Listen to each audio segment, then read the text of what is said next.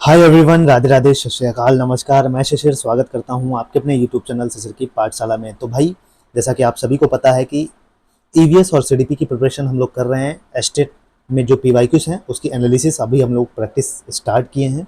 और ईवीएस की 30 क्वेश्चंस और आपके सीडीपी के 30 क्वेश्चंस जो कि 2023 के हम लोगों ने कर लिए हैं। ये 2022 का पेपर है, 2022 का सीडीपी हम लोगों ने कर लिया है, ये आपका ईवीएस है। ठीक है, तो ईवीएस हम करेंगे 30 क्वेश्चन आज के इस वीडियो में। 2022 का ये ऑफिशियल पेपर है और ऑफिशियल आंसर्स की के साथ एक प्लेलिस्ट मैंने बना दी है एस्टेट 2024 के नाम से, आप उसको देख सकते हैं। ठीक है, तो चलिए स्टार्ट करते हैं। पहला ही क्वेश्चन है भाई, डिस्पोजेबल प्लास्टिक के बारे में पूछा है। Disposable plastic plates and glasses should be used because जो डिस्पोजेबल प्लास्टिक हैं और प्लेट्स हैं उसको हमें यूज करना चाहिए, क्यों बताना है आपको। They are made of non biodegradable materials, ये नॉन बायोडिग्रेडेबल मटेरियल से बनते हैं। They are made of material with light weight, क्योंकि ये हल्के मटेरियल से बनते हैं। They are made of biodegradable materials, ये बायोडिग्रेडेबल मटेरियल से बनते हैं। या they are made of toxic materials, ये टॉक्सिक मटेरियल से बनते हैं। आपको बताना है कि भैया जो डिस्पोजेबल प्लास्टिक और प्लेट्स हैं, हमें ग्लासेस हैं, क्यों यूज करनी चाहिए, बताइए। ऑप्शन आपके सामने है, 121 का राइट आंसर बताइए। बिल्कुल, क्यों? क्योंकि ये they are made of non biodegradable materials, ये अजैव विघटनीय पदार्थ से बने होते हैं। जल्दी विघटन हो जाता है इनका, जिसकी वजह से डिकम्पोज हो जाते हैं और हमें इसीलिए इसका यूज करना चाहिए। चलिए 122 है। What do you mean by balance diet? Balance diet का मतलब क्या होगा कि प्रॉपर न्यूट्रिएंट्स, प्रॉपर प्रोटीन्स अगर हमें मिल रहा है तो एक प्रॉपर जितना हमें खाने के हमारे बॉडी को नीड है उतना मिल रहा है, तो वो बैलेंस डाइट कहा जाता है। बताइए। It means choosing a wide variety of food and drinks from all food groups. नहीं भैया, मतलब बहुत मात्रा में आप भोजन और जो पेय पदार्थ है उसका चयन कर लें, बिल्कुल नहीं। It means eating certain things in a small amount such as accurate saturated fat, cholesterol, simple sugar. हाँ, ये हो सकता है। इसका मतलब ये है कि भाई कुछ कम मात्रा में हमें जैसे सेचुरेटेड फैट हो गया, कोलेस्ट्रॉल हो गया या सामान्य शुगर हो गया, उसको खाना चाहिए। इसका अर्थ है कि सभी आवश्यक पोषकों का वांछनीय स्तर तक ग्रहण करना। It means to take all nutrients which are needed as per as required level. बिल्कुल, ये अभी तक सही है। फोर्थ है, it means long time dieting to attain balance. बिल्कुल, इसका अर्थ है संतुलित प्राप्त करने हेतु लंबे समय तक भूखे रहना। ऐसा कुछ भी नहीं है। ठीक है, तो इसका राइट आंसर 122 का राइट आंसर आपका दूसरा हो जाएगा। ठीक है, बिल्कुल, इसका अर्थ है कि कुछ चीजों को कम मात्रा में खाना, जैसे संतृप्त वसा, कोलेस्ट्रॉल, सामान्य शर्करा, ये कम क्वांटिटी में हमें खानी चाहिए। तो इसका राइट आंसर आपका क्या हो जाएगा? सेकंड हो जाएगा। ठीक है, आगे चलते हैं। 130। Sorry, choose the correct answer इसमें दिया था भाई। इसमें चूज द करेक्ट, 122 में चूज द करेक्ट आंसर दिया है, तो इसका राइट आंसर सेकंड होगा। ठीक है, सेकंड होगा, पहला, दूसरा तथा तीसरा होगा। मतलब बिल्कुल हमें भोजन समूहों में पर्याप्त मात्रा में भोजन एवं पेय पदार्थों का चयन करना चाहिए, ये भी सही है, और दूसरा भी सही है, और आपका तीसरा भी सही है। ठीक है, चौथा गलत है। आगे चलते हैं। चलिए 123 पे चलते हैं। निम्नलिखित में से सही समूह का चुनाव कीजिए जिसमें जीवाश्म ईंधन नहीं है। मतलब इसमें से कौन सा ऐसा ग्रुप है जिसमें क्या फॉसिल फ्यूल नहीं है, बताइए। विंड, टाइड एंड सन, हवा, लहरें, सूर्य, हवा, लहरें, कोयला, पेट्रोल, लकड़ी व सूर्य, हवा, सीएनजी एवं सूर्य। बताइए 123 का राइट आंसर बताओ। बिल्कुल बिल्कुल बताओ, इसमें से कौन सा हो जाएगा? हवा, लहरें एवं सूर्य। विंड, टाइड एंड सन जो ऐसे हैं जो हमें क्या है, जो हमारे जीवाश्म ईंधन नहीं है, ये क्या फॉसिल फ्यूल्स नहीं है। आगे चलते हैं। Radiation with maximum penetration power is, उच्चतम भेदन क्षमता की विकिरण है, बताइए। सबसे ज्यादा जो मैक्सिमम पेनिट्रेशन किसका होता है, कौन से रेडिएशन का, आपको ये बताना है। इंफ्रारेड का, वाई रेस का, वाई किरणें का, या अल्ट्रावायलेट का, या एक्स रेस का, बताइए। 124 का राइट आंसर बताइए। बिल्कुल, सबसे ज्यादा विभेदन किसका होता है, पेनिट्रेशन किसका होता है? वाई किरणों का। ठीक है, इसका वाई किरणों का। चलिए 125 पे चलते हैं। निम्नलिखित में से which one of the following is an artificial ecosystem? इनमें से कौन सा एक पारिस्थितिकी तंत्र जो आर्टिफिशियल इकोसिस्टम है, बताइए। जंगल हो गया, लेक हो गया, एक्वेरियम हो गया, या पॉन्ड हो गया, बताइए कौन सा एक कृत्रिम पारिस्थितिकी तंत्र है, बताइए। 125 का राइट आंसर बताइए। बिल्कुल, क्या एक्वेरियम, मछली घर जो है ये मानव के द्वारा बनाया जाता है। ठीक है, चलिए एक क्वेश्चन पूछा गया और, जब हम मुंह से हवा को चूने में पानी युक्त परत नली में प्रवाहित किया जाता है तो जो चूने का पानी होता है वो दूधिया कलर हो जाता है। जैसे ही हम उसमें फूंकते हैं तो वो क्या, जो चूना का कलर है वो जो पानी का है वो मिल्की वे में चेंज हो जाता है। क्यों होता है ऐसा, बताओ। नाइट्रोजन की वजह से, नाइट्रोजन रिएक्ट करता है इसकी वजह से, ऑक्सीजन की वजह से, वाटर वेपर की वजह से, CO2 की वजह से। बताओ बताओ। ऐसा इसलिए होता है कि हमारे हवा से, वेपर से कार्बन डाइऑक्साइड जो है वो रिएक्ट करता है और चूने का जो कलर है मिल्की वे हो जाता है। ठीक है, आगे चलते हैं 127 पे।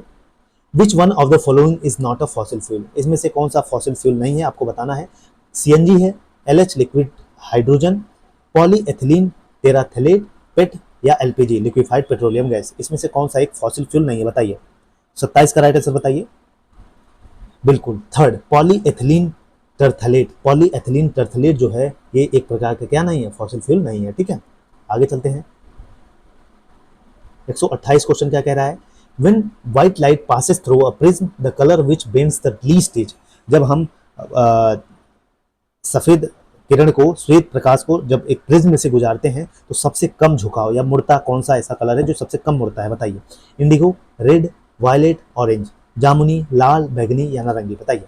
128 का राइट आंसर बताइए। बिल्कुल इसका राइट आंसर आपका सेकंड, लाल रंग जो है वो सबसे कम क्या होता है, मुड़ता है या बेंड होता है। ठीक है, 129 पे चलते हैं।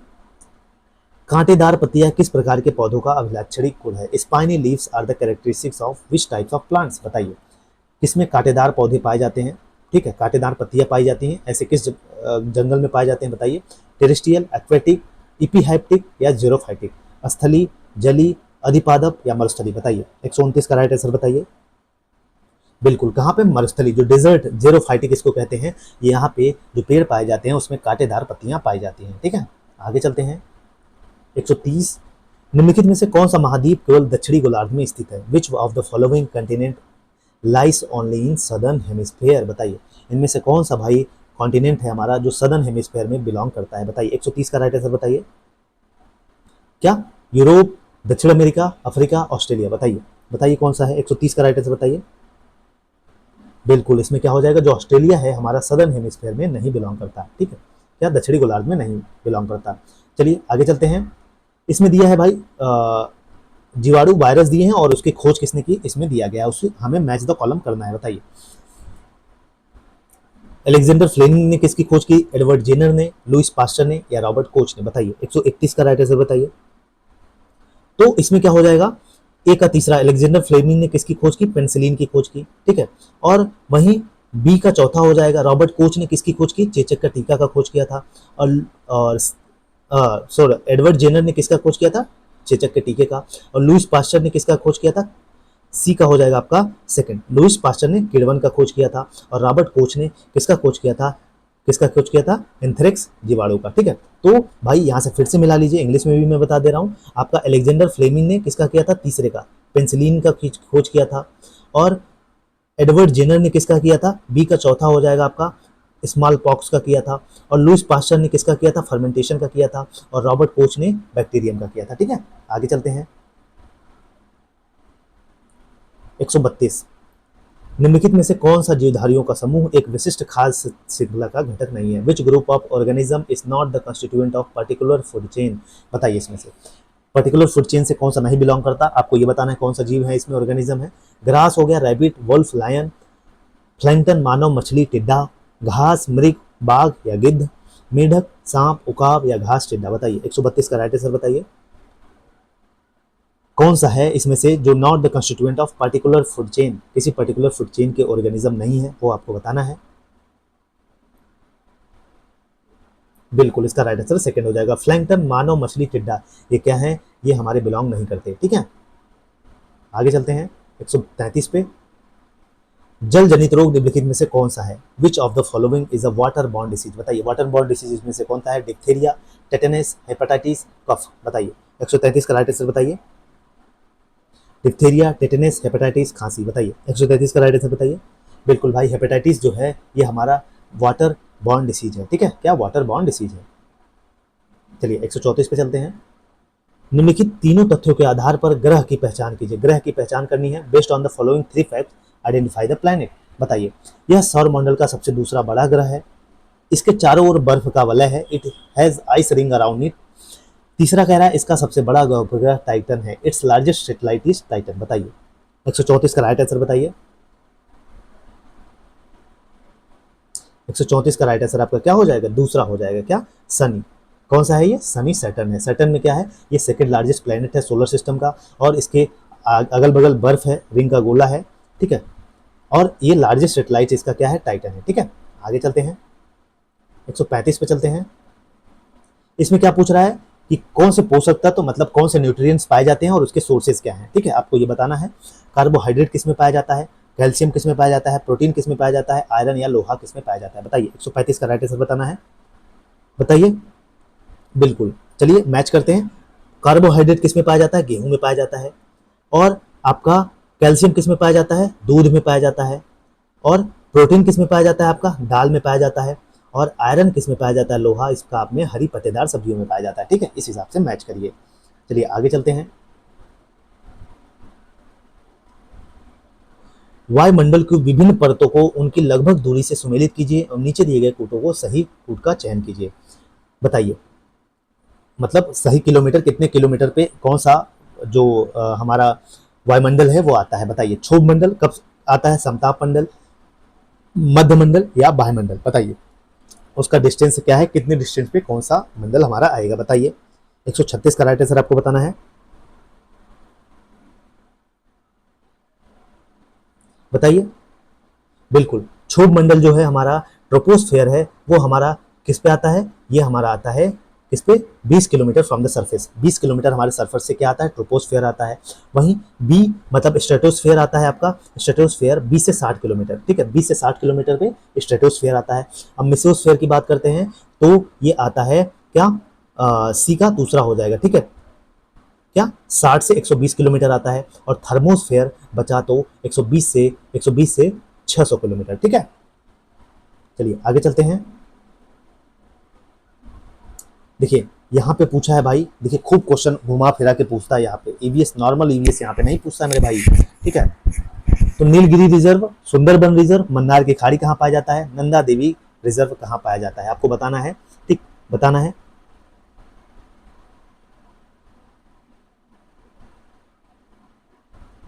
बताइए कौन सा रिजर्व कहाँ पाया जाता है, ये क्वेश्चन है आपका।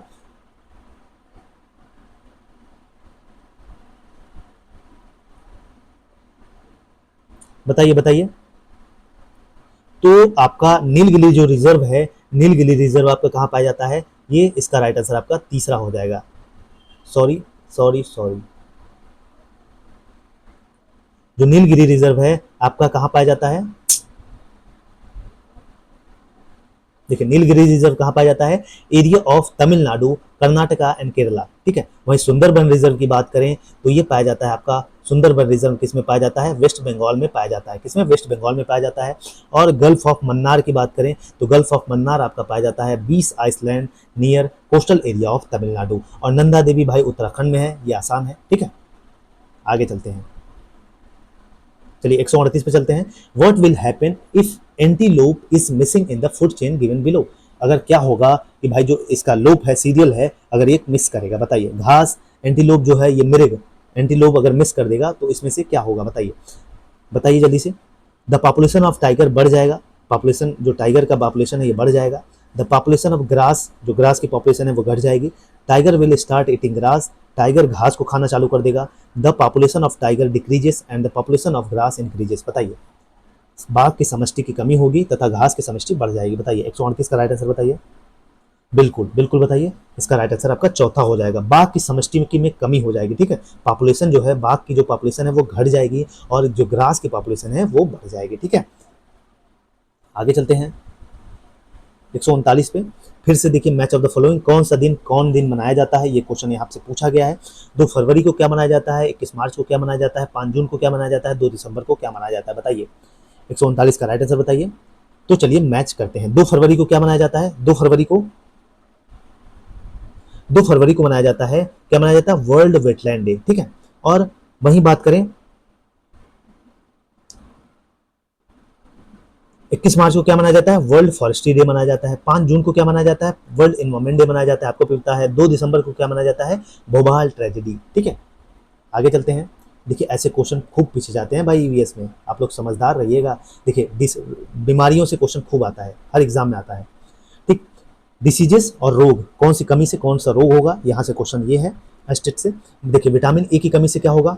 विटामिन आयरन की कमी से क्या होता है, कैल्शियम की कमी से क्या होता है, आयोडीन की कमी से क्या होता है, बताना है आपको। चलिए ठीक है, बताइए। 140 का राइट आंसर बताइए, बताइए। तो चलिए मैच करते हैं। Vitamin A, lack of vitamin A, vitamin A की कमी से आपको क्या हो जाएगा, वेट क्या, विटामिन ए की कमी से आपको नाइट ब्लाइंडनेस हो सकती है, ठीक है। और वहीं बात करें आपका लैक ऑफ आयरन से क्या हो जाएगा, वीकनेस एनीमिया हो जाएगा, ठीक है। एनीमिया हो जाएगा, आयरन की कमी से एनीमिया हो जाता है। और कैल्शियम की कमी से हमारे हड्डी कमजोर हो जाते हैं, ठीक है, वीकनेस ऑफ बोन्स हो जाता है। और चौथा, लैक ऑफ आयोडीन की कमी से हमें गोइटर, घीना रोग हो जाता है, ठीक है। चलिए आगे चलते हैं। देख रहे हैं मैच द फॉलोइंग वाले क्वेश्चन खूब पूछता है भाई एच।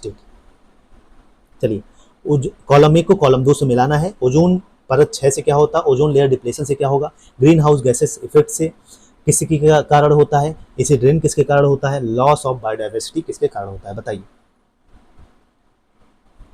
बताना है। 141 का राइट आंसर बताइए, 141 का राइट आंसर बताइए।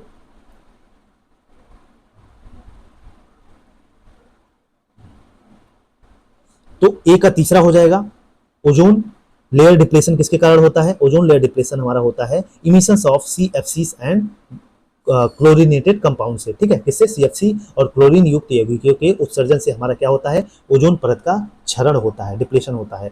वहीं बात करें बी का पहला हो जाएगा, बी का हरित गृह प्रभाव, या हमारे ग्रीन हाउस गैसेस किससे होते हैं, CO2, emissions of CO2, SO2 and NTO, ठीक है। और वहीं बात करें आपका सी का क्या हो जाएगा, सी का आपका चौथा हो जाएगा, सी का क्या हो जाएगा, चौथा, एसिड रेन किसकी वजह से होता है, एसिड रेन हमारा नाइट्रोजन एवं oxide, emissions of nitrogen oxide and sulphur, ठीक है, इससे होता है। और लॉस ऑफ बायोडाइवर्सिटी हमारा किसके कारण होता है, extension of flora and fauna, मतलब वनस्पति एवं प्राणी की समूह का समाप्त हो जाना क्या कहलाता है, लॉस ऑफ बायोडाइवर्सिटी। चलिए आगे चलते हैं 142 पे। Bone is used bone is used as fertilizer because it contains the following plant nutrient, बताइए जो हड्डी खाद होती है ये हमारे फर्टिलाइजर्स के रूप में यूज होती है, क्यों, इसमें कौन सा न्यूट्रिएंट पाया जाता है, ऑक्सीजन, सोडियम, कार्बन, फास्फोरस, बताइए। 142 का राइट आंसर बताइए। तो इसमें फास्फोरस, हमारी हड्डियों में फास्फोरस पाया जाता है, ठीक है। आगे चलते हैं 143 पे। Which of the following ocean lies to the west of Australia and east of Africa, इनमें से कौन सा महासागर जो है ऑस्ट्रेलिया के पश्चिम और अफ्रीका के पूर्व में स्थित है, बताइए। Pacific ocean, Indian ocean, Atlantic ocean या सदर्न ओशियन, बताइए। 143 का राइट आंसर बताइए। तो इसका राइट आंसर आपका हिंद महासागर हो जाएगा। इंडियन ओशियन में के जो है हमारा जो इंडियन ओशियन महासागर है ऑस्ट्रेलिया के पश्चिम और अफ्रीका के पूर्व में स्थित है, ठीक है। चलिए आगे चलते हैं। वायु प्रदूषण के प्राकृतिक स्रोत है, natural sources of air pollution, बताइए। ज्वालामुखी, वोल्केनिक इरप्शन, फॉरेस्ट फायर, जंगल की आग, या डिके ऑफ वेजिटेशन, मतलब वनस्पति का विघटन से, या आपके ऑटोमोबाइल निकास से, या ऑटोमोबाइल एग्जॉस्ट से, बताइए। प्राकृतिक सोर्स या नेचुरल सोर्स क्या है वायु प्रदूषण का, बताइए। 144 का राइट आंसर बताइए। बिल्कुल इसका राइट आंसर आपका क्या हो जाएगा, 144 का राइट आंसर आपका तीसरा हो जाएगा, क्या तीसरा हो जाएगा, ABC, ठीक है। जंगल की आग, ज्वालामुखी विस्फोट और वनस्पति का विघटन, ये तीनों क्या है, एक नेचुरल रिसोर्सेस है, ठीक है। चलिए अब बताना है tartaric acid is not found in, tartaric acid किसमें नहीं पाया जाता है, नींबू में, आंवला में, कच्चे आम में या ग्रेप्स में, बताइए। 145 का राइट आंसर बताइए। तो जो आंवला है इसमें हमारा क्या नहीं पाया जाता, टार्टरिक एसिड नहीं पाया जाता, ठीक है इसमें। चलिए 146 पे चलते हैं। विच of the following is a biodegradable polymer, बताइए कौन सा जैव विघटनीय बहुलक है, बताइए। पॉलीथीन, नाइलॉन 6, या आपका पॉलीविनाइल क्लोराइड, या आपका सेलुलोज, बताइए, या सेलुलोज, बताइए।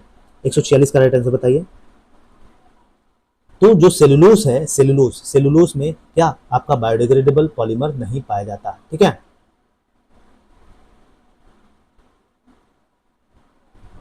जो बायोडिग्रेडेबल हो जाता है, ठीक है, सेलुलोज क्या है, ये बायोडिग्रेडेबल हो सके ये सेलुलोज है। चलिए नेक्स्ट में फिर देखिए वही लेयर ऑफ एटमॉस्फेयर और कैरेक्टरिस्टिक्स ऑफ लेयर, यहाँ से क्वेश्चन पूछा गया है, आपको मैच द फॉलोइंग करना है, ठीक है, क्या मैच द फॉलोइंग करना है। चलिए इसको मैं ऊपर कर ले रहा हूँ भाई, बहुत डिस्टर्ब कर रहा हूँ मैं। 147 का राइट आंसर बताइए।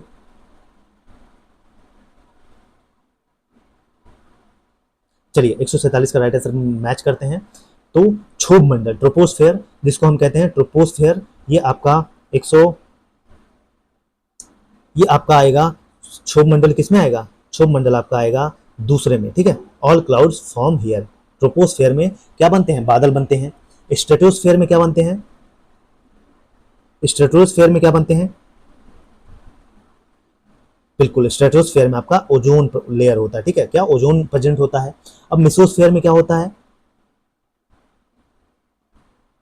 तो बिल्कुल सी का चौथा हो जाएगा। मेसोस्फेयर में क्या होता है, most meteors burn in the region. और थर्मोस्फेयर में क्या होता है, high energy UV and X rays are absorbed here, ठीक है। चलिए आगे चलते हैं, चलिए 148 पे चलते हैं।